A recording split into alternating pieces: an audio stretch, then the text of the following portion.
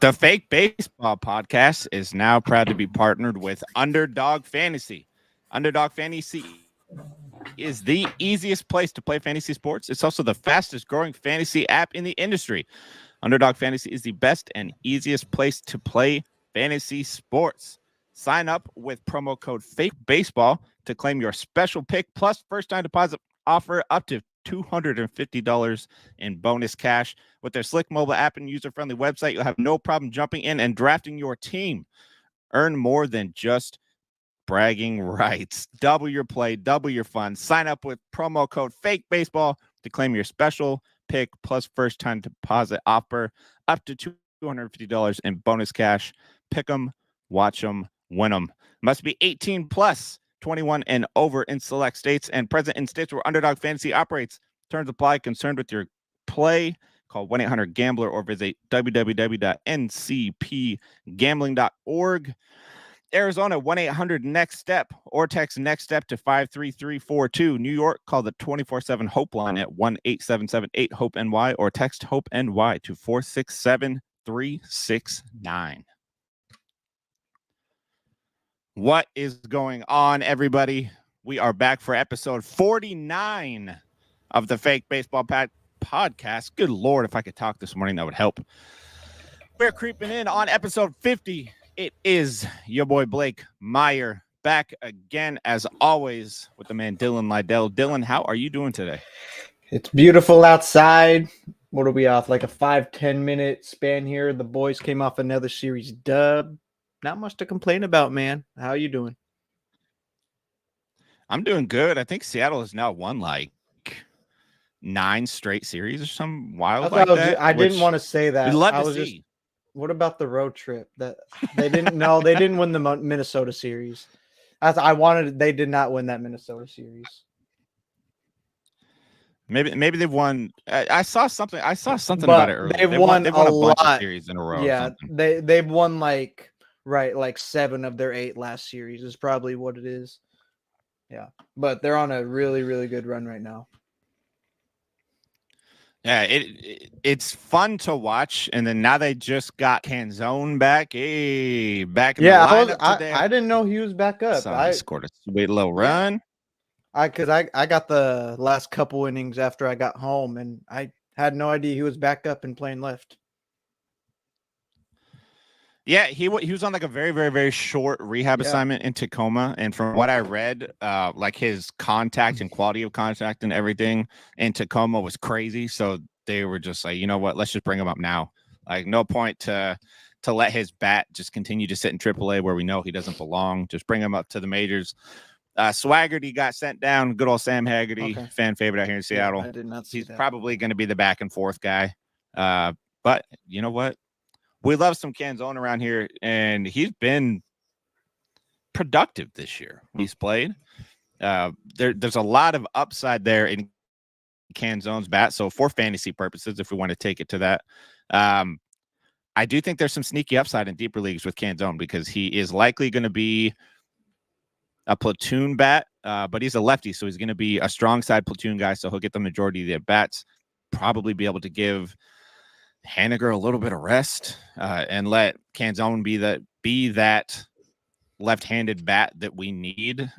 So it'll be cool to see if they go that route with Canzone. There has been a hot left-handed bat in the lineup. Sorry to interrupt you real quick. No, you're good. There has been a hot left-handed hitter in the lineup. Which one we speaking on? Your boy. Luke Raley has been hot. Sorry for cussing. I hate Luke Raley. This is the time to play Luke Raley is when he's actually producing and doing good things. Like he's stinging the ball, hitting the ball hard. Like this is the time when you want to be playing Luke Raley. You get him while he's hot, get him while you can, but who knows if he'll stick around for a long time. But we need something, and I know he's not a complete liability in the outfield like Mitch is. He can at least handle it out there. I'm hoping he can stick because we need the thump, but we also need some defense out there too. That's one thing Canzone definitely brings, defense. Yeah. I mean, he got hurt making a great play out there in left field. So anything to get Rayleigh out of the lineup. I know Rayleigh's been hot. I get it. I've read the DMs from people telling me that, oh, I thought you said Luke Rayleigh sucked. I get it. I had to get it a it. little bit. Luke Rayleigh does suck. Luke Rayleigh does still suck. I still stand on that. Fucking stand on business with that. Sorry for cussing again. I'm on fire already. But yeah, he's good in flashes. So if you really want to ride the Luke Rayleigh train, ride it while he's hot, which is right now. But other than that, I don't know. Season long wise, I'm not too overly stoked about Rayleigh, despite the success. You never know. Luis Arias is still getting too much PT too. Luis Arias in San Diego? Oh, Urias. I'm sorry. Yeah, Urias. he is. Urias. Dude, the game that I was at, I will say he made an excellent play at third base. I was at the game on Saturday. And then he just airmailed one through a sinker to tie over at first base there too today, like 20 minutes ago. He's so hit and miss. Like he drives me nuts. The bat needs to play a little better for him to continue to be a season-long option. Otherwise, Rojas is going to have to move over there more and call up somebody like Ryan Bliss. Who, dude, I hit up Brian Bliss to come on the podcast. He did not hit me back. Hey, now. But wow. I messaged him to come on, so I tried. I'm trying, people. Speaking of people coming on the podcast, I mentioned it in the listener league. I gave everybody a little heads up on who we have coming up in the future, but I will let everybody else know right now. If you haven't noticed lately, we've had a bunch of guests on. It's been a lot of fun. I wanted to bring a lot of my industry friends in here to get kind of some different perspectives, different takes on things. And guests are always fun to have on as well. And we have some even bigger guests coming on in the future, if you can even say that. Next Tuesday's episode, we will have Nick Pollock, my boss, Mr. Pitcher List himself, will be joining us once again. He came back on like the end of January, I think. He will be joining us again. And then next Wednesday, we have Jolly Olive from John Boy Media. Jolly is coming on to join us for an episode, which is about to go crazy. That's one of those I can't believe he messaged me back and said yes. But he said it sounds fun. Not even a yes. He just said it sounds fun. So he'll be joining us on Wednesday. And then mark your calendars for Tuesday, May 28th. I've been trying not to fanboy over this one, but it's been difficult. Bailey, Mr. Foolish Baseball himself. You may have seen him on Twitter. You may have seen him on YouTube with all the cool baseball bits videos he makes. I think I've watched every single one twice. He's got like almost 500,000 subscribers on YouTube. Bailey will be joining us Tuesday, May 28th to talk some baseball. That's going to be crazy. That's going to be a really fun episode. So we got a lot of cool stuff coming down the pipeline for you guys. Look at you, man. Putting in the work. Hard. Hey, you know what? I figured if we made it to 50 episodes, so why not just celebrate 50 episodes by having a bunch of cool ass people I got you. come hang out with us on the podcast. You miss 100% of the shots you don't take. Wayne Gretzky, Michael Scott. That's absolutely right. And I'm not gonna lie, I take a lot of shots. Y'all don't need to know how many people I DM to come on the podcast. We're not gonna worry about that. We're just gonna worry about the yeses. Y'all don't need to worry about the no's or the I didn't see your messages. Then also we upped our camera quality today. We're trying it out, seeing how it goes. I think it's going well. I got myself a new camera for the live stream. So what up, people? Shout out my brother for getting me a new camera for my birthday. It's a pretty cool gift. My first chance to use it. And I think I feel like I look clean on our end. It looks good. Those of y'all in the chat, if you could let us know if the camera quality looks a little better on your end, we'd appreciate that. But now that we're 10 minutes into the episode, let's get into these hot takes. We wanted to have a little fun with this one and just kind of fire off some of our hot takes. Now, I want to preface this by saying hot takes are bold predictions. We did a bold predictions episode earlier, kind of before the season started. Bold predictions are things that we know probably aren't going to happen, but they're fun to think about if they do. Hot takes are things that we genuinely feel are going to happen. Like they might be crazy, they might be outside of the norm, maybe something somebody hadn't talked about before, but it's things that we genuinely think are going to happen that maybe not everybody agrees with. So, Dylan, just firing this one off right down the pipeline here. Yeah.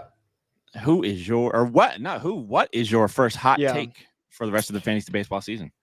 Yeah, and this is kind of an extended look one too. I guess people have been real hot about it right now because he's off to a real good start. But man, people already kind of crowning him the king of the future at first base too. And I'm not buying all this Josh Naylor love, like saying he's the chosen one and saying he's the first baseman, one dynasty guy going forward. Like he's off to a tremendous start this year, 12 bombs, hitting 260, 270 and all that.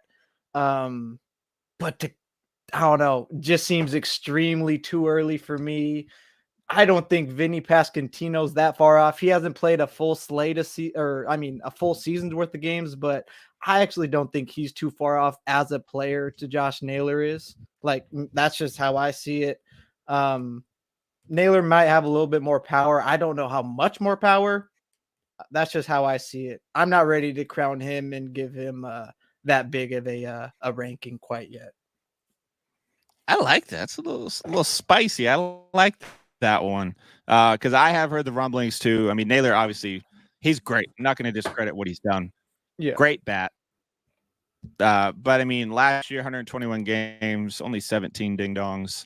Drove in 97 though, which is cool. Stole 10 bases. We love a corner infielder that can steal double-digit bases, but 10 not that crazy. And he only hit 20 dingers the year before that. right. So Yeah, dude, your Vinny P comparison is excellent because genuinely I don't he hasn't think had a Vinny full P. slate of games. Yeah, and Vinny P, somebody we loved coming into this season too. Like injury aside, we loved us some Vinny P coming into this season. So that's a great one right there because I think they're about the same age. And in general, I do Vinny P more than Naylor. I think he plays in a more fun. I mean, the Cleveland Guardians are just boring. I have a hard time getting behind a lot of their players just because they are kind of boring. Fashioned It's like ball the club, ultimate. baby. Yeah, and again, Naylor does some cool stuff. 13% strikeout rate the last 2 years, walking 11% of the time this year, hitting 268 with a 299 expected batting average. But I like that. I don't think first this year has been significantly down from years past, so I could see why a Naylor people could think he's he's sorry for cussing again. I'm really trying not to. This episode is struggling. Hey. It's coming out of me. But sorry, brother. But I could see why people think like, okay, first base is down. Naylor's skyrocketing up, so he could be the number one.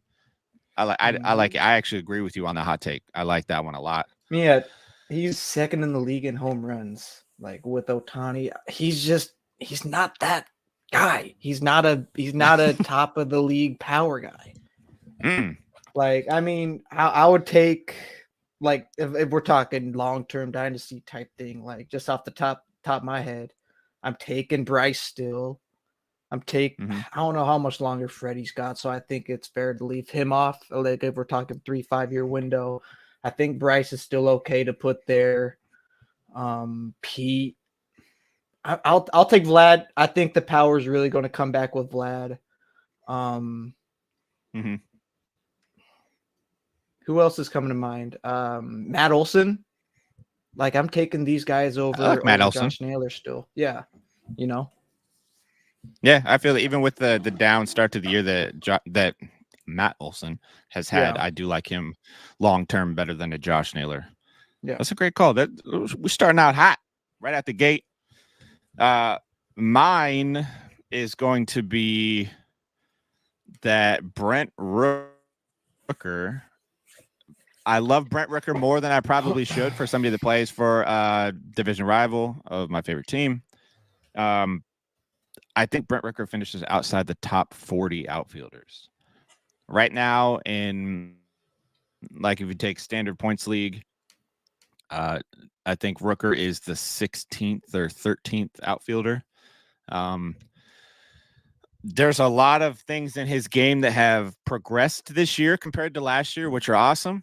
Um, he's making some better contact in the zone.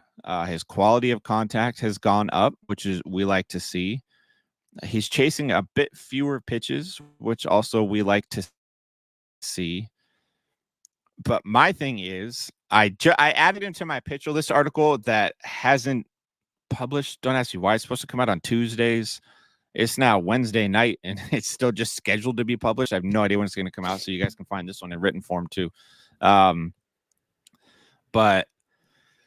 there's a if you look at overall contact numbers, just traditional contact in zone and out of zone, Brent Rooker is the only player in baseball with a in zone contact rate of 82% or better, and has an overall contact rate below 66%. The only player in baseball.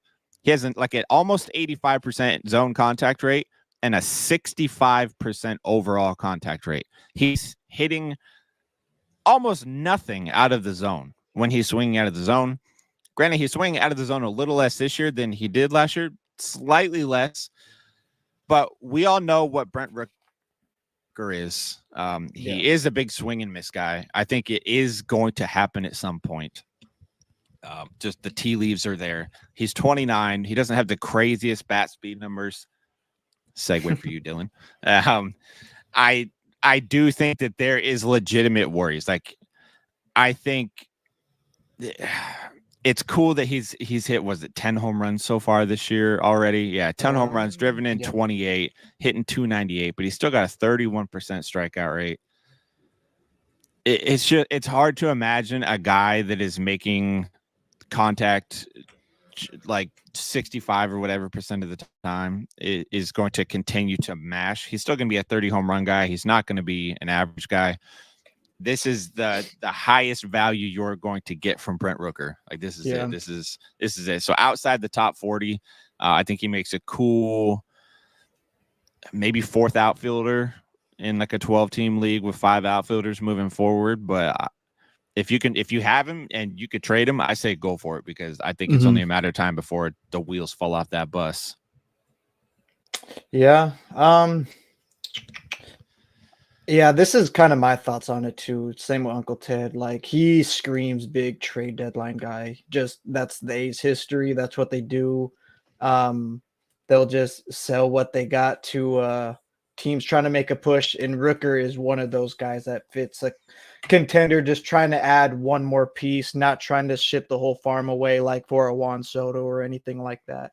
But I'm just pulling up the standings real quick. He's got to be a big part of the reason why the A's are playing 500 baseball.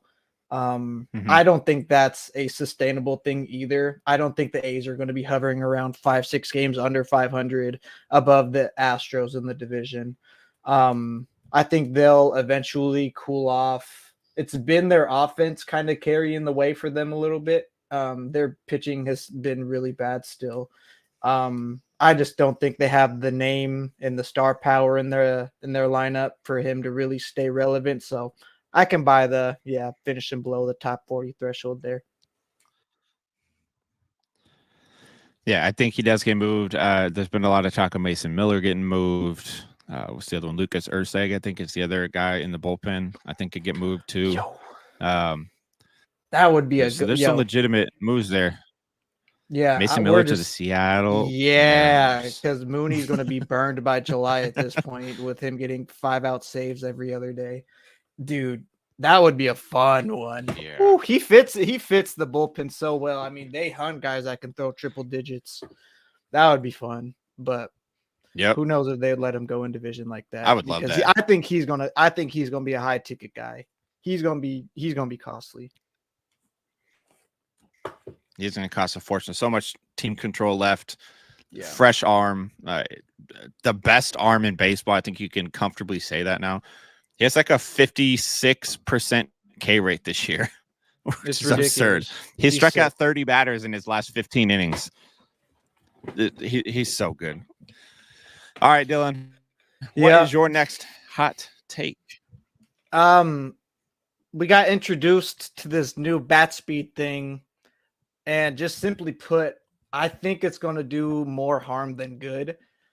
Um, I think, yeah, just like you got to be able to swing within your frame first and foremost, and like not over swinging. You're kind of a good example, I guess, and an easy example to compare it to is like a Tommy John. Your body can only withstand so much, and your elbow can only withstand so much force and all that. I think same thing with your swing and torque. Bodies can only handle so much. Bat speed, I don't think is a bad thing, but I think too much of it can maybe cause these oblique injuries that we've been starting to see. I could be going on a tangent right there, but what I find most important is like bat control, bat path, launch angle, finding barrels, managing, just barrel the baseball, keeping it simple. Like a lot of these guys that hit for a high average don't necessarily have the fastest bat speed. So I think us getting introduced to it is kind of like a new toy right now. We're all excited about it, but I don't think it necessarily tells the whole tale, or like, that's, I'm not putting a whole bunch of stock into it. But do I think it's cool how fast you can swing a bat? Sure, but I don't think it necessarily shows how great of a hitter you are. I agree. I know Vinny Pasquantino had tweeted out public bat speed data may be a little out of hand, or it may get a little out of hand. And I think it already kind of has. It's cool data. For me, it was one of the reasons why I like Ty France coming into this year, because he went to Driveline and they talked about how he added 3 miles per hour of bat speed. I thought that was big. I thought it helped with his ability to get to fastballs that he had struggled with hitting previously. But since the bat speed data has come out, I don't think many analysts have said it, but I'll openly say it. I don't think it really translates much, like the overall really translates much to anything in the fantasy world at all. Because I mean, look at the leaderboards for the fastest average swing. Matt Chapman's like 3rd. Who the hell is owning Matt Chapman in fantasy baseball? I'm never going to tell you to roster him because he's not great. He's not a great fantasy baseball option. So that's cool. Where do people? Is this just on a Savant? Is this just starting to pop up on Savant, or where are people going to find this? It is okay. All right, Savant. Yeah, they added it to Savant. The only thing from the bat speed data that I think can have some correlation to fantasy baseball success is blast percentage. And that is like the percentage of your fast swings, because they have like fast swing percentages up there too. And blasts are fast swings that result in ideal contact, essentially. And they have it broken down to your blast percentage, like what percent of your fast swings correlate to productive, whatever you want to call it. And I think that is the only thing that in the fantasy world you should be focusing on. I don't care how fast your average bat swing is. That doesn't matter to me. But there is... Uncle Ted said Luis Arias has the fastest hands I've ever seen. He does. And the crazy thing is I think he's the slowest average bat speed. Yep. That is a cold blue on his bat speed. 62.5 is Arias' bat speed. League average is 71.5. Just barrel the ball, man. Control your sweet spot. That's the name. Yep. That's the name of the game. Yep. So yeah, I love this hot take because I get it. It's a shiny new toy. Everybody's looking for more data. That's why we do this. That's why we love baseball. That's why we love doing fantasy baseball stuff, digging into all the stats, all the crazy sabermetrics you can find. I understand bat speed data is something we were all curious about, but trying to find a way to correlate it, like all of it, to fantasy baseball, it's not going to work. And I've seen so many articles written about it and everything, and I just don't. I'm glad you brought this one up because I've been thinking about tweeting it out for the last couple of days. I was like, Nobody, like everybody else, is so I'll into get my it. hands And like, dirty for you, Blake. I promise. I'll I do the dirty appreciate work. I love this one because, like I said, outside of blasts, it doesn't matter how hard you can swing the bat. Giancarlo Stanton swings the bat harder than anybody else, faster than anybody else. And I don't think there's a single person that watches baseball that needed a stat to tell you that. And he's also not that fantasy relevant. Like he's got some relevance in like a deep, like TGFBI, for example, 15-team, 5 outfielder league. That's a roto league. Somebody like a Giancarlo Stanton. Cool. I'm curious. But What's probably pretty low. It seems like the high batting average guys have a fairly low right? I mean, is that swing speed? Do we want to find guys with low bat speed? I've thought about that a little bit for like I'm trying to find a way to correlate different things to points leagues. Who else? I mean, Jesus, I'm sorry, my dog is having a big nap right now. I need to wake him up. One sec, he's snoring up a storm. Chancellor, the third host of the I apologize. Podcast. While Dylan does that, I am going to go ahead and run this for y'all real quick.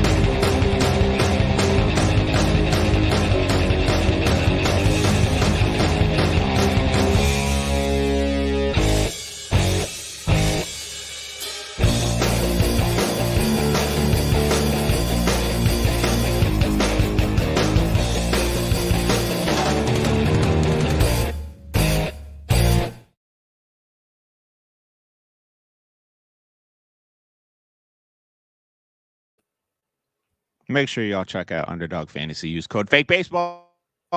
Also, check out the Patreon, patreon.com/FakeBaseballPodcast. Last week got away from me. We didn't put a bonus episode up, but we'll get a bonus episode up this week. I apologize for that. I had a hectic weekend and end of the week. But again, patreon.com/FakeBaseballPodcast. It is only $5 a month for plenty of bonus episodes, bonus content. Cheaper than a cup of coffee you bought yourself on the way to work this morning.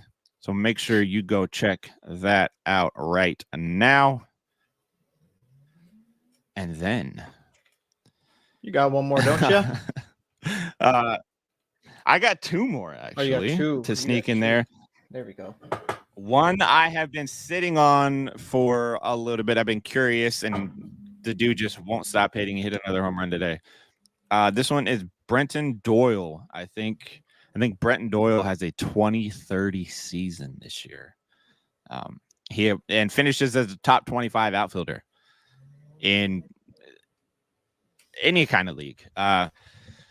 There's a lot of things that I like about Doyle this year. He has the sprint speed to steal the bases. We saw it last year. I think he flirted with like 25 or 30 last year. He's getting pretty consistent at bats this season. And he's already hit, I think he hit his 5th home run today, if I remember correctly.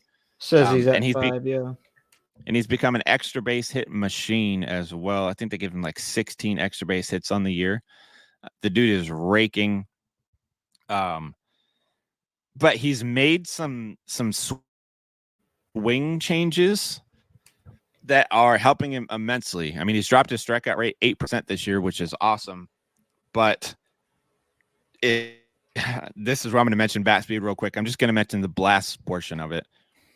So his blast percentage is at 17.4%. League average is just below 14%. So he's got a very high rate of fast swings that are resulting in good contact and good results, which is something that, again, I do think correlates to success for the rest of the year. He's pulling fly balls 6.5% of the time, which is right around league average, and it's better than he did last year. And he has 106.8 mile an hour 90th percentile EV. So his hits in the 90th percentile of his exit velocities and above is at 106.8 miles an hour. League average is right around 104. So he's almost 3 miles an hour better there. And he plays at Coors Field. He's making good contact, better contact than he has before. He hit 10 home runs last season. In 126 games. He's already got 5 this year in 41 games. I genuinely think he can get to that 20 home run number. And he's already stolen 8 bases. So getting to 30 is not crazy for somebody that just stole 22 last year.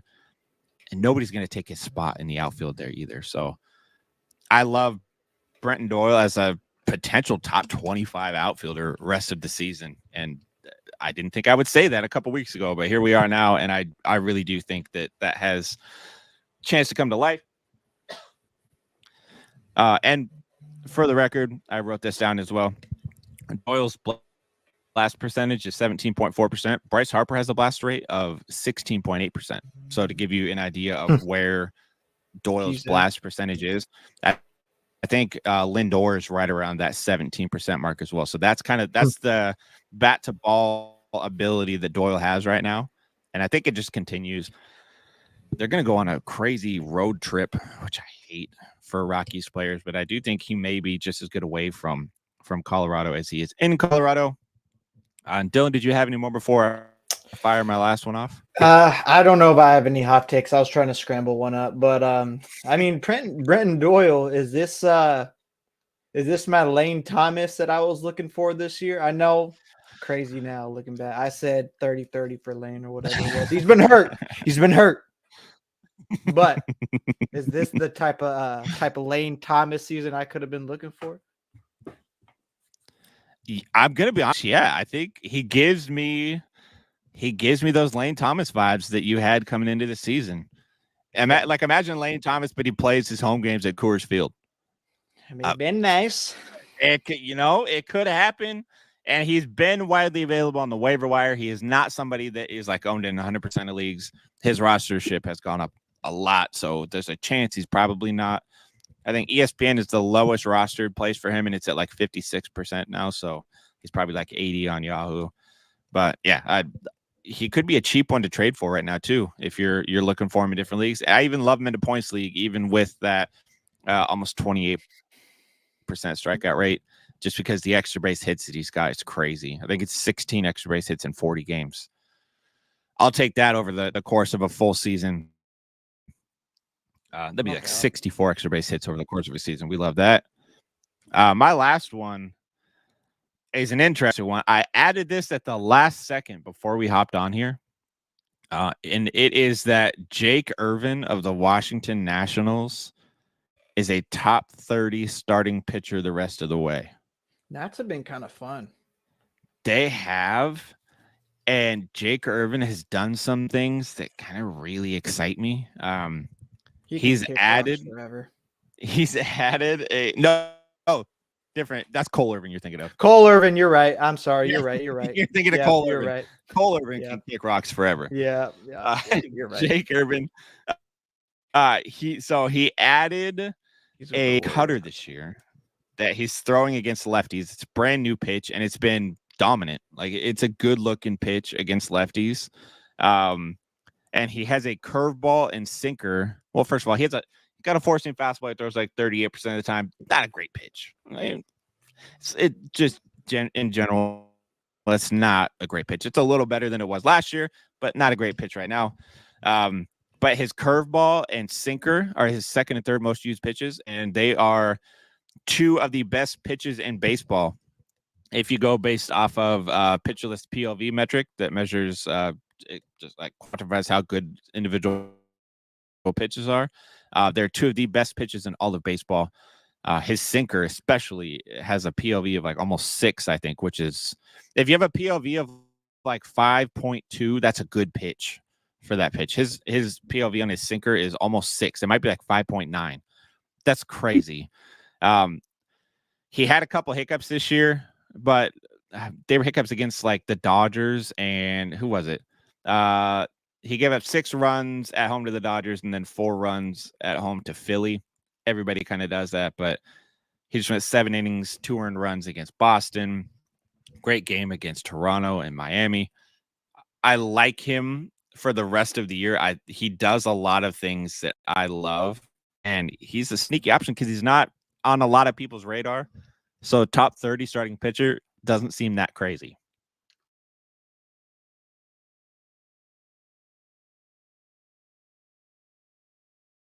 I was on mute too. And yeah, with pitcher injuries, it's easy to climb up the list if you perform well and stay healthy as you're dying over there. audio listeners can't see what's happening, but Blake's struggling with his water over there. Yeah. Got good extension. I'm 6'6". back, my people. There you Ugh. are. Welcome back to life. Good to see you. Didn't walk many guys either. That extension was Yeah, that extension was one that I was going to point out too that I forgot. He upped his extension this year as well I like extension from last year. Yeah. Yeah, that's what she said. Um, I think he gets more extension this year. That cutter's a good pitch. The sinker's a great pitch. The curveball's a nasty pitch. The fastball sucks, but he can find a way to pitch around that a little bit. Fastballs work That when you're fastball. 6'6". Yeah, and big frame on him. We love a big frame. That's also what she said. We'll throw one out from the chat. Uncle Ted said, "Hot take: Alec Marsh is the Royals' ace, not Reagan's." I don't know if I would say ace, but I do love Alec Marsh. He just diced at the Mariners today. And then Matthew said Seth Lugo wins the AL Cy Young. Scooble. I kind of like the Seth Lugo one. Not gonna lie, especially if Lugo keeps striking people out the way he is. Scooble is too good, but I need to see him go deeper into games. Not being able to go deeper into games really hurt Castillo last year. Every category for. I mean, what's Lugo? Oh, sorry. Go ahead. I'm looking. No, you're good. Out loud here. Lugo is crazy. Lugo he's having a crazy year. I think he's 6-1 or something like that. Yeah, and if you go back to last year, I don't have the exact number in my head right now, but Lugo has something like dating back last year to now. I think it's like 37 starts, and he has like 28 or 29 quality starts in his last 37 starts. Just absurd numbers. Shouldn't be able to do that, but he still is. And then Anthony said, anything on Manzardo? I don't have anything on Manzardo. I think he does figure it out. I think it's just a small sample size. He makes too good a contact to not be that dude, and I think he's going to be. It's just going to take a little bit of time. He's been tough to start right now just because the numbers aren't there. I think he has 1 hit or maybe 2 hits is all so far. So I'm going to preach some patience on Manzardo because he's in Cleveland's long-term plan. I don't think he gets sent down. But if I know anything about this podcast and the things me and Dylan say on here, whatever we say, the opposite tends to happen. So I may be keeping close tabs on Manzardo. I've been locked in watching him for a long time now. So we'll keep in. Coug. Yeah, that's a fellow Coug right there. We always stay locked in with those. So we'll keep tabs on Manzardo for sure. This is a pro Manzardo podcast. But my eye is going crazy. Allergies out here in Washington are going wild. Getting bad. And make sure you guys do use that underdog code Fake Baseball. 50% deposit match up to $500 plus an instant pick'em special just for new underdog users. Full disclosure, that's what puts money in our pockets. Every time you guys use that code, we get a little kickback from underdog that helps pay for our tools and stuff that we use for the podcast. So the more people that do that, the more you guys help us out. I'm currently planning a trip down to Oregon in a couple weeks. I'm gonna go ahead and fire off some underdog picks myself. I think they have some best ball stuff going, like rest of the season best ball, or it might be one that starts like after the All-Star break, like second half of the season best ball drafts. I'm gonna do a bunch of them things. Just have a lot of fun. So that is it for our hot takes episode. Make sure you guys go follow us on all of our socials. We are at Fake Baseball Pod everywhere, at Fake Baseball on Twitter. Check out the Facebook. Our Facebook has been booming lately with the views. We appreciate you guys that are watching us live on Facebook right now or that watch the episodes after the fact on Facebook.